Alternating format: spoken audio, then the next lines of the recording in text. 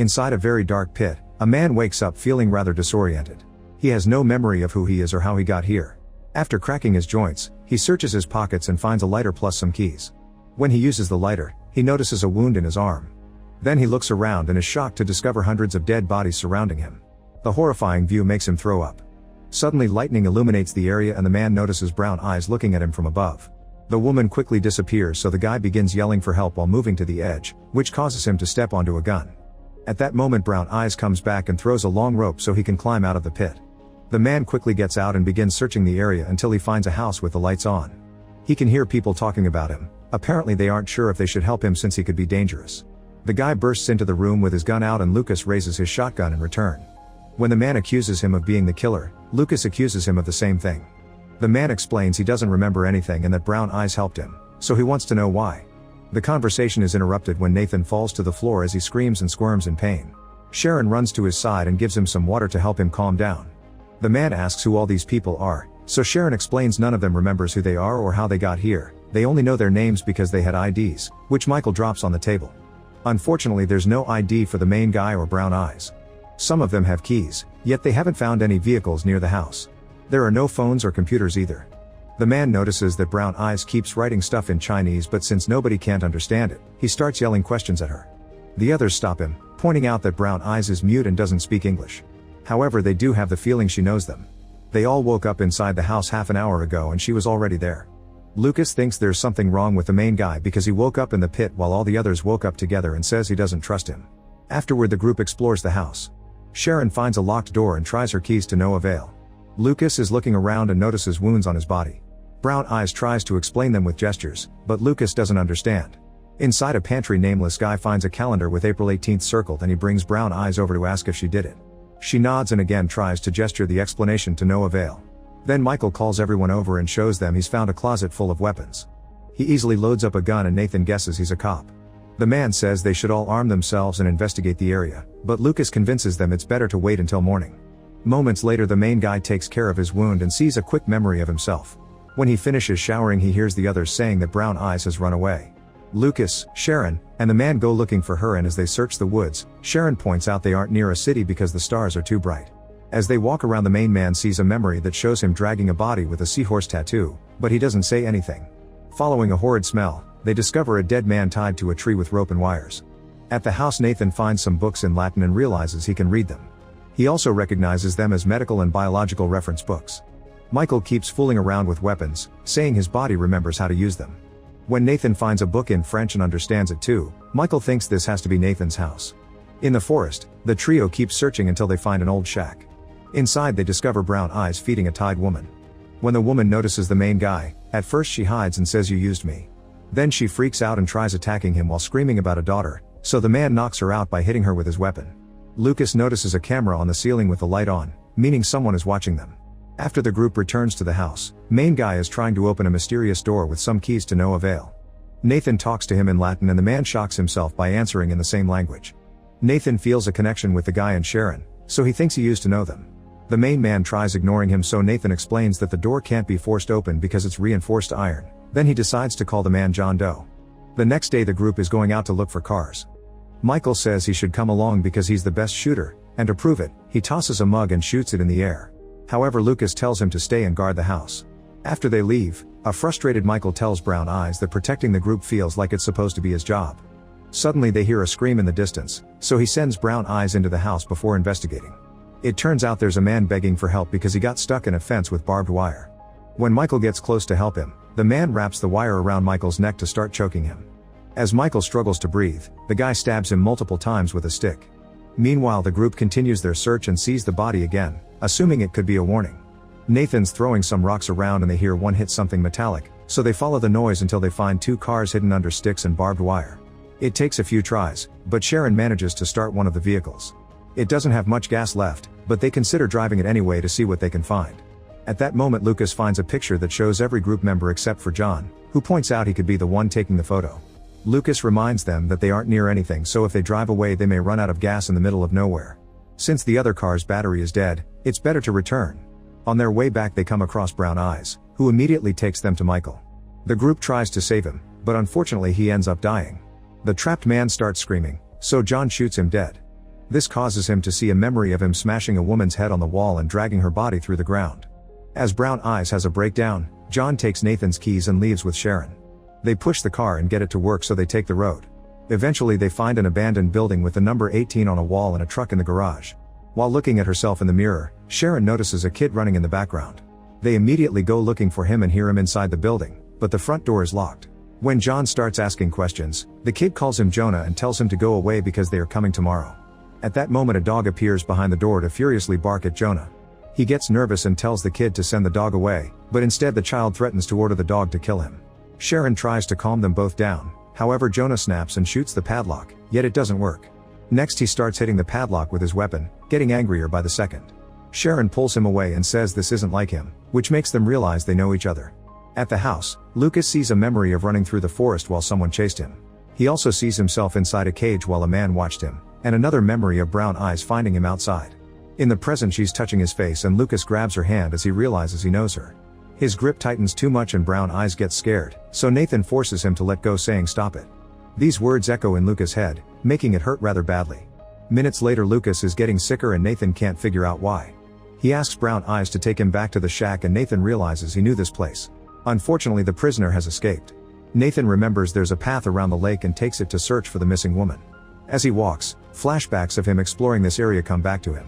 Eventually he finds a bunch of cabins and lots of bodies on the ground. When he accidentally steps on some glasses, he recognizes them as his and puts them on. This triggers a memory of an argument with Sharon and Jonah about the inhuman treatment of certain people. Once he calms down he looks inside the cabins and finds a bunch of empty cages. Suddenly he hears some crying and follows it until he finds the woman from the shack hugging her dead daughter inside a cage. He remembers her name is Helen and apologizes for the kid's death, saying they've been trying to help. A furious Helen tries to attack him, so Nathan rushes to close the cage and get out of the cabin. After locking the front door too, he takes out his gun because he notices some people in a zombie-like state approaching him. Meanwhile Brown Eyes returns to the house and finds Lucas waiting for her. Feeling uncomfortable she immediately runs upstairs, only for Lucas to follow her because he doesn't want to be alone. Brown Eyes rushes to hide behind the iron door and Lucas begins banging on it, promising not to hurt her and claiming he remembers her. Since she won't open, Lucas gives up and goes outside, where he finds a door that takes him into the basement. There's a small lab down there filled with medical supplies, research, and a laptop. Lucas turns it on and discovers the security cameras from the empty cabins. Next he finds a camera and watches a video of Jonah talking about an experiment on a person he found in the woods. He calls this Day 96. The captured person is Lucas, who is receiving a blood transfusion from Brown Eyes. Jonah says he's made some progress and that the only side effect is memory loss. However, Jonah gets angry when the transfusion's effects don't last permanently and the Lucas in the video wakes up, screaming in pain because of extreme headaches. On the road Jonah and Sharon are making their way back when suddenly a tree falls in front of them. Jonah stops the car just in time and the duo hears a noise. They follow it until they find a bunch of people cutting down the trees. When Jonah tries talking to them, the group screams and starts chasing after them with deadly intentions. Sharon falls as she runs, so Jonah helps her up and together they return to the car. Since it won't start, Jonah begins pushing it and the attackers catch up to him. When they're about to attack, the group sees two bodies hanging from the trees and immediately leaves. Jonah realizes the bodies were hung on purpose to keep people away, working as scarecrows. When the duo returns to the house, Lucas is waiting for them with his weapon ready to shoot. He tells Sharon what he saw and Jonah admits he's remembered doing some bad things. As Lucas shows Sharon the video, he points out his wounds were caused by the needles and Sharon finds the same marks in her own arm. Jonah still doesn't remember, so Lucas knocks him out by hitting him with his gun. Minutes later Jonah wakes up and finds himself being dragged by Lucas, who shoots at the ground to force him to fall in the pit. Among all the bodies he finds the seahorse tattoo and remembers hitting this woman. He also remembers Nathan telling him to take it himself. Another flashback shows Sharon, Michael, and Nathan afraid of him. Lastly, there's a memory of Sharon asking him if he accidentally got blood in his mouth. In the house Lucas is desperate to leave and Sharon notices he's having trouble remembering everyone's names. Then Lucas grabs Brown Eyes in a very inappropriate way and when Sharon tries to stop him, he knocks her down. Brown Eyes runs away and tries to hide behind the reinforced door, however Lucas catches up quickly and doesn't let her lock it. He runs after her and Brown Eyes kicks him down, but Lucas recovers fast and grabs her to make her fall. Crawling on top of her, he kisses her by force.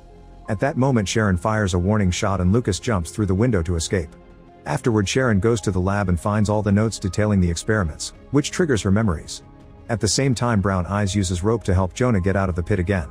Then she draws the number 18 on the ground and points in the direction of the abandoned building.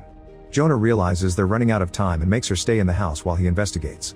Minutes later at the abandoned building, Jonah finds some tents and a picture of the kid with his family. There's a cage with blankets and a box that triggers a memory showing Jonah giving the box to someone and saying this is their last chance. Inside a different box he finds a map and another memory shows him telling the person to follow the road he's marked.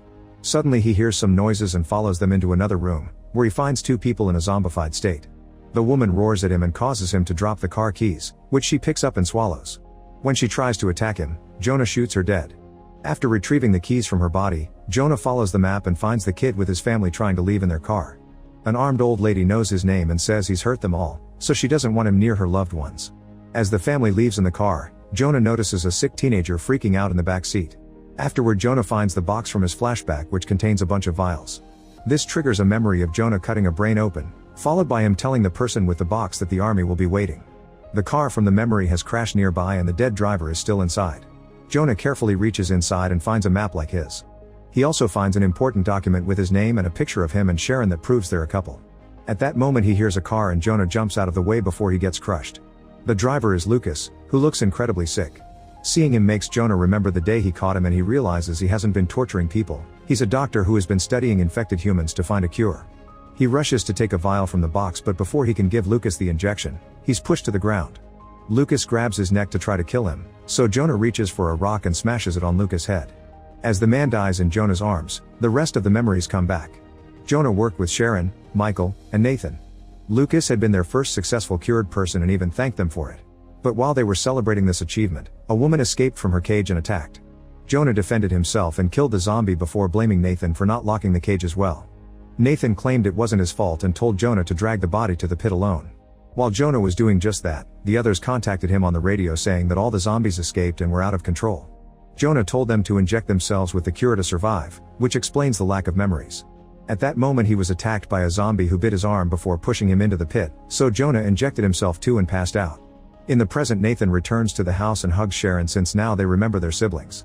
Suddenly two zombies appear at the door and break the glass to try to grab Nathan, but Sharon quickly shoots them down. Then they hide behind the furniture as they keep hearing screaming outside. More zombies are coming, which means the scarecrows aren't working anymore. The siblings open fire on any creature that gets too close to the door, but soon they run out of bullets. Losing all hope, Sharon writes a note for Jonah, explaining their doctors searching for a cure for the zombie virus and that Brown Eyes is the key because she's immune. In the hidden room, Brown Eyes is terrified of all the screaming. At that moment they hear a helicopter and all the zombies are killed in seconds. This makes Nathan remember that the 18th was the day the rescue party would arrive. He runs outside while yelling for help, however the soldiers surround him and shoot to kill him. At the same time Jonah arrives and is horrified to see Nathan's death. Then he notices Sharon hiding nearby and runs to reunite with her. They try running away only for a zombie to appear behind them and hurt Sharon. Jonah quickly shoots the creature and the noise gets the soldiers' attention, so the couple runs to hide inside the pit. There both of them get an injection so they can pretend to be dead. Before passing out, they kiss and Sharon gives Jonah the letter. While they sleep, the soldiers throw more bodies into the pit, including the child. Sometime later Jonah wakes up, but Sharon doesn't because she's dead. He finds the gun but steps on the letter, so he doesn't see it. Brown Eyes arrives and throws a rope to rescue him again. Together they cross the forest and find an even bigger pit with thousands of bodies. Make sure to subscribe and turn on notifications so you can watch more videos like this. Thanks for watching.